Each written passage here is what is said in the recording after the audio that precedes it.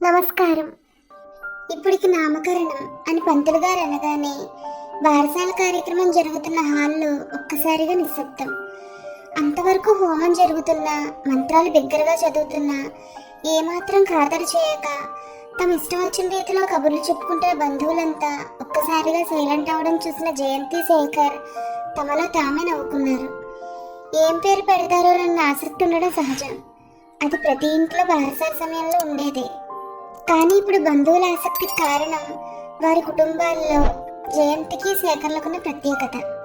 బాగా చదువుకున్నవారు యూనివర్సిటీలో చదువుకునే సమయంలో ప్రేమించి పెళ్లి చేసుకున్నారు. ఇద్దరూ మంచి ఉద్యోగాల్లో ఉన్నారు. జయంతి, శేఖర్ ఆదర్శ దంపతులు. ఇద్దరు ఒకే మాట మీద ఉంటారు, ఎవరి మాట వినరు. ఏ నిర్ణయం అయినా సరే వారిద్దరే సంప్రదించి తీసుకుంటారు. అభిప్రాయాలను గౌరవించుకోవడంలో వారికి సాటి రాగలిగిన వారు లేరు.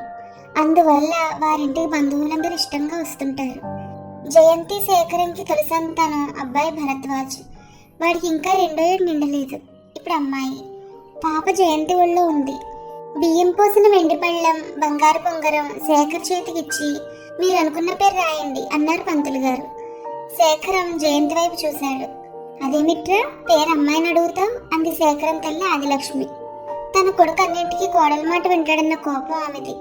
అదంతేనమ్మా, అబ్బాయి పుడితే పేరెంపిక నాది, అమ్మాయి పుడితే పేరు పెట్టడం జయిష్టం అన్నది మా ఒప్పందం అని శేఖర్ అనేసరికి జయముఖంలో గర్వం, ఆనందం.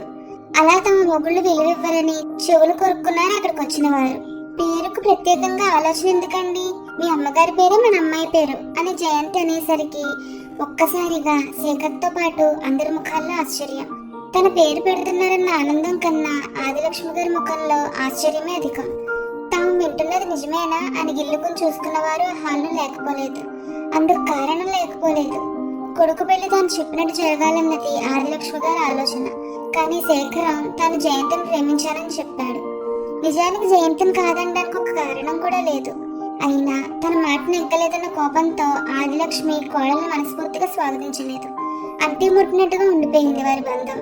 కొడుకింటికి వచ్చి ఉండాలన్న కోరిక ఆదిలక్ష్మిలో లేదు. అత్తగారు వచ్చి తన సేవలు అందుకుంటే బాగుండన్న ఆలోచన జయంతికి లేదు. మా ఇంటికి ఎందుకు రారు అని జయంతి అడిగితే, మీ ఇద్దరు ఉద్యోగాలకు వెళ్ళిపోతే నేను మీ ఇంట్లో ఒంటరిగా ఉండి కాపలా కాయాలా అని హెచ్చరించేది ఆదిలక్ష్మి. జయంతి కూడా మొక్కుబడిగా పలకరింపులు, సందర్భం వచ్చినప్పుడు పెట్టుపోతలు చేస్తుండేది. ఆ అత్త కోడల పలకరింపులు అద్భుతమైన నటనని బంధువులందరికీ తెలుసు. అటువంటిది హఠాత్తుగా తన పిల్లకు జయంతి అత్తగారి పేరు పెట్టడం, అందున ఆదిలక్ష్మి అనే పాతకాల పేరు పెట్టడం ఆశ్చర్యం కాక ఏంటి. నామకరణం తర్వాత సాగే ఇతర కార్యక్రమాలన్నింటిలో శేఖర్ యాంత్రికంగా పాల్గొంటున్నాడే గాని అతని మనసు, ఆలోచనలు భార్య ఇచ్చిన షాక్ మీదే ఉన్నాయి. ఎందుకు ఇలా చేసింది? హఠాత్తుగా అత్తగారి మీద అంత ప్రేమ, గౌరవం ఎందుకు వచ్చింది? ఎంత ఆలోచించినా అర్థం కావడం లేదు. వచ్చిన బంధువులంతా ఎప్పుడు వెళ్ళిపోతారా, జయతో ఏకాంతంగా సమయం ఎప్పుడు వస్తుందా అని ఆతృత ఎదురు చూశాడు. ఆ అవకాశం రాత్రి 10 అయితే గాని దొరకలేదు.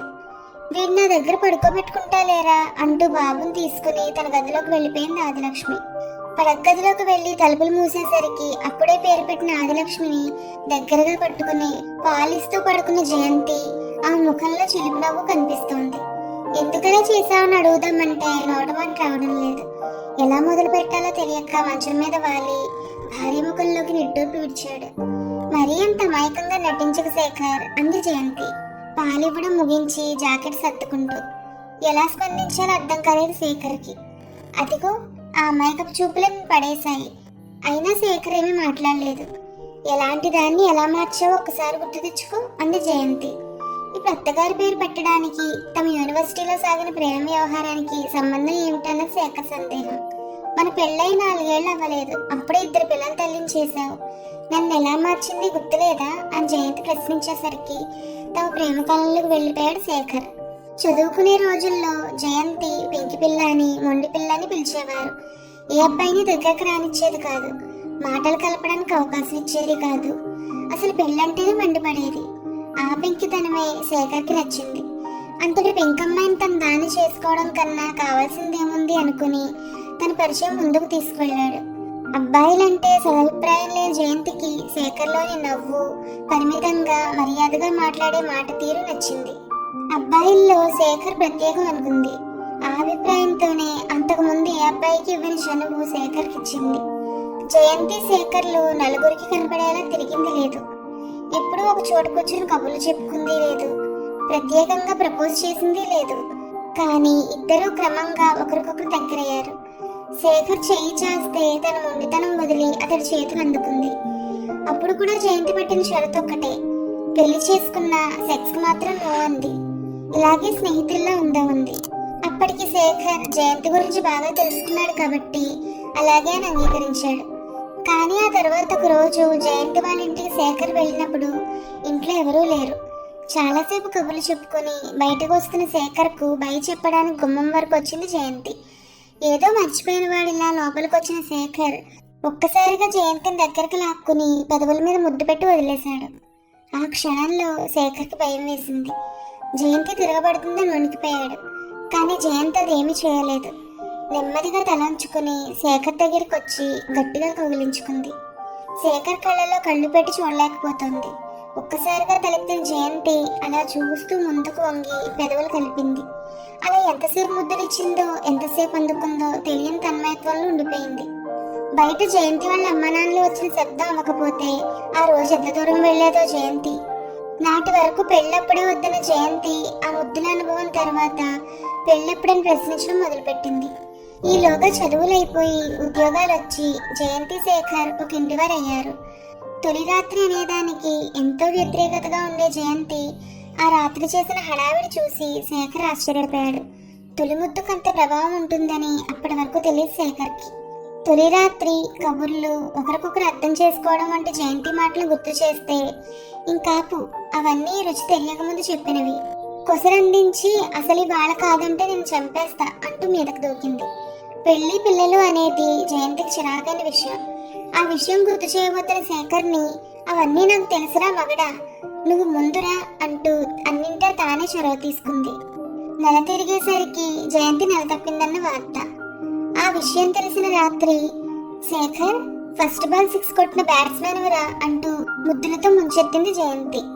ఎంతలో ఎంత మార్పు అని శేఖర్ ఆశ్చర్యపోతుంటే అదంతా తింటే కదా రుచి తెలిసేది అని వాళ్ళ అమ్మ చెప్పిన విషయం గుర్తు చేసింది. నువ్వు ఆ రోజు సాహసం చేసి ముద్దు పెట్టి ఉండకపోతే నువ్వు ఇప్పటికీ నా కోసం పందిరి మంచం చుట్టూ పరిగెడుతూ ప్లీజ్ ప్లీజ్ అంటూ బ్రతిమలాడుకుంటూ ఉండేవాడివి తెలుసా అని శేఖర్ని గట్టిగా వాటేసుకుంది. ఒక్క రాత్రి కూడా శేఖర్కి దూరంగా ఉండలేనంతగా అల్లుకుపోయింది జయంతి. పెళ్లికి సంసారానికి వ్యతిరేకంగా మాట్లాడే తమ పెంకి ఘటం జయంతిని ఇంతలా లొంగ తీసుకుని అల్లుడంటే వాళ్ళ ఇంట్లో గౌరవం పెరిగింది. ఆలోచనలు అక్కడ ఆపి ఒక్కసారి జయంతి వైపు చూశాడు.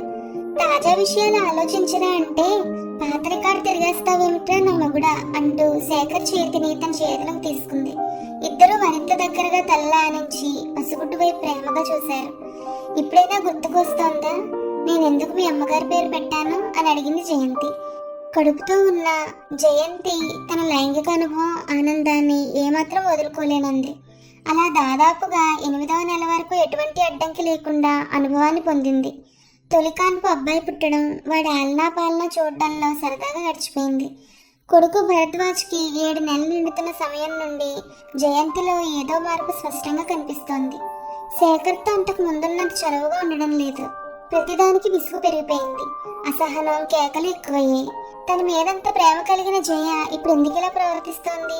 శేఖర్కి అర్థం కాలేదు అంత ఆలోచించిన. పసివాడు ఆలనా పాలనా చూసుకోవడంలో అలసిపోయి దానివల్ల ఇలా ప్రవర్తిస్తోందా అనుకుని పిల్లాడి డైపర్స్ మార్చడం, మధ్యలో లేచి పాలసీస్ అక్కడికి తీసుకురావడం వంటి సహాయాలన్నీ చేస్తున్నాడు. అయినా జయంతిలో ఎటువంటి మార్పు లేదు. అదే ప్రవర్తన, అదే విసుగు, అదే కేకలు. జయంతిని దగ్గరకు తీసుకుందామంటే మధ్యలో అబ్బాయి, వాడి వేళకాని వేళ ఏడుపులు. ఇల్లు గతంలో ఉన్నదానికి పూర్తిగా వ్యతిరేకంగా మారింది. పడగదిలోకి వెళ్లాలంటేనే శేఖర్కి భయం. ఏదో పని ఉన్నట్టు 11-12 గంటల వరకు హాల్లో గడుపుతున్నాడు. ఎంత గొప్ప ప్రేమికులు, ఎంత చక్కగా జీవితాన్ని ఆనందించాలనుకున్నాం. అటువంటిది 1 సంవత్సరం తిరిగేసరికి ఇంత మార్పా, ఇంత విసుగా, మొగుడంటే ఎంత కోపమా? ప్రేమించి సంవత్సరం పైన కలిసి తిరిగి నా మీదే ఇలా విరుచుకుపడుతున్నావంటే ఇక పెద్దలు కుదిర్చిన సంబంధంలో అయితే వాడికి మరింత నరకం చూపించేదో అనుకున్నాడు శేఖర్. కానీ జయంతి విసుగు అసలు కారణం అర్థం చేసుకోలేకపోయాడు. అటువంటి సమయంలో శేఖర్ తల్లి ఆదిలక్ష్మి వారింటికి వచ్చింది. అత్తగారు వచ్చింది కాబట్టి కనీసం అరుపులు కోపం లేకుండా ఉంటుందని అనుకున్నాడు శేఖర్.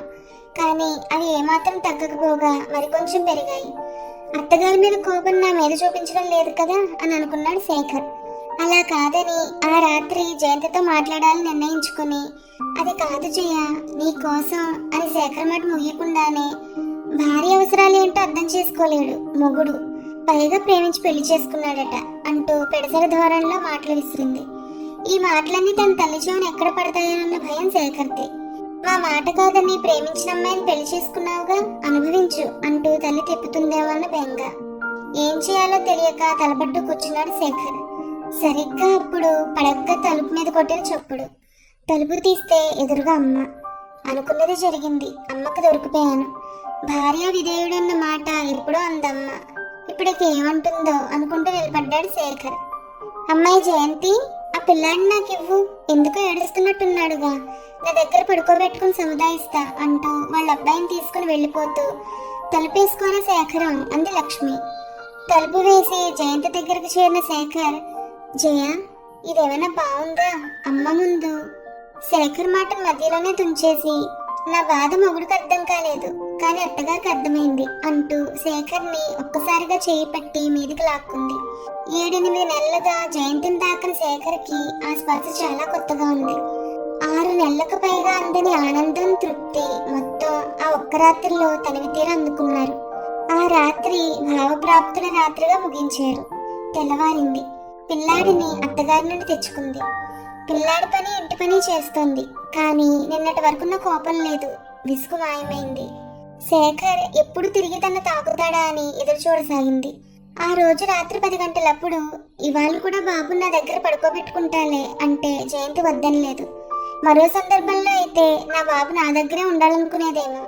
కానీ ఆ రోజు, ఆ మరుసటి రోజు కూడా అత్తగారి మాటను జవదాటని కోడలైంది జయంతి. ఆ తర్వాత రోజు అత్తగారు ఇక నేను వెళ్ళిపోతా అంటే జీవితంలో మొదటిసారిగా అత్తగారు మరికొన్ని రోజులు తమతోనే ఉంటే చాలా బాగుండు అనుకుంది జయంతి. ఇప్పుడు అర్థమైంది శేఖర్కి, జయంతి తమ కూతురికి తన తల్లి పేరు ఎందుకు పెట్టిందో. ఆ రోజు ఆమె అవకాశం ఇచ్చుండకపోతే జయంతి ప్రవర్తన ఇటువైపు మళ్ళేదో కదా అనుకున్నాడు శేఖర్. 3 రోజుల తర్వాత ఊరికి బయలుదేరిన ఆదిలక్ష్మి టాక్సీ ఎక్కి కూర్చుని కోడల్ని పిలిచి, మరో బిడ్డను కనే ఆలోచన ఉంటే నాకు కబురు చేయ జయంతి అని నెమ్మదిగా చెప్పింది. ఆ మాటలు జయంతితో పాటు శేఖర్ కూడా సిగ్గుపడుతూ ఆపుకోలేని నవ్వుతూ గబగబా ఇంటి మెట్లు ఎక్కారు. Please like, share, subscribe to our channel. Thank you.